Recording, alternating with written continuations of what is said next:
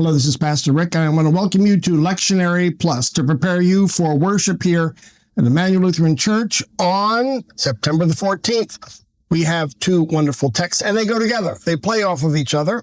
John chapter 3, obviously one of the most famous chapters in the Bible, Jesus' conversation with Nicodemus, and Numbers chapter 21. This is the famous story about Moses lifting up the bronze serpent in the wilderness. And so let's start then, first of all, with John chapter 3. John 3:16 is the gospel in a nutshell. We always say it's one of the best summaries of God's work of salvation for us, and especially because this Sunday is called a Holy Cross Sunday, we're lifting up that idea of the power of the cross. How does it stand as the central theme in proclaiming the good news of Jesus? And so here we have this wonderful conversation between Nicodemus and Jesus. And if you've ever watched a football game or even a baseball game now, there's always somebody behind the goalposts or behind home plate who holds up a sign, John 3:16. That's their attempt at evangelism. And we can discuss whether that's effective or not. But here, it comes from this chapter. And often, just like in football games or baseball games, we pull it out of context. We pull it out of the conversation with Nicodemus. And here it's so important because so many things are included. The why salvation? And we say, because God so loved us. Because God so loved the world that he gave then his son. So that's the who, Jesus. And then the results are salvation, especially in terms of John, eternal life, abundant life, like John 10:10. I've come to give you life and to give it abundantly. And then how? Now, here's the how part, which is the surprise to Nicodemus, because Jesus says you have to be born again. Or another translation, you have to be born from above, born from the Spirit. And Nicodemus goes, what does that mean? Can I get back in my mother's womb? And Jesus is a little surprised by this and says, do I have to explain everything to you? You're supposed to be the rabbi of rabbis in Jerusalem. And so here we've got an amazing reference. And John says, okay, let me explain this to you. And tells the story of the bronze serpent in the wilderness. And that's going to be our Numbers 21 story about the bronze serpent. And it's sort of a pagan story, except it happens with Moses. And here, John, the writer of John, refers to it. We know it, of course, because when you walk into a hospital like NCH, you see that serpent stylistically there on a stick or on a cross, maybe an EMS truck, an ambulance will have it as well. So we know it as a universal symbol for healing. But it all goes back to this story in Numbers 21.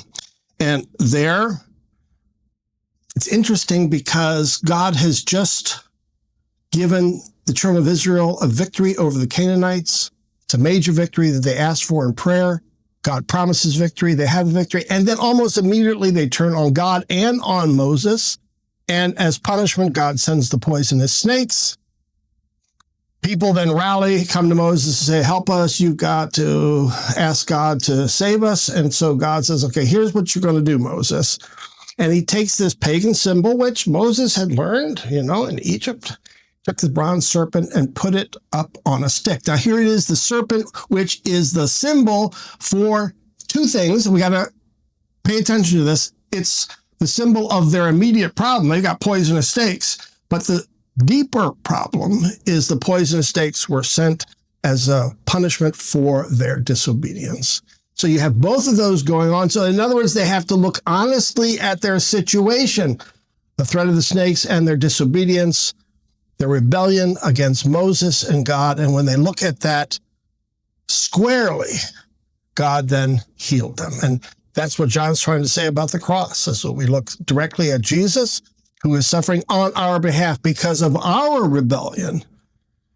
Jesus is paying the penalty. So these are amazing stories and metaphors that are put together.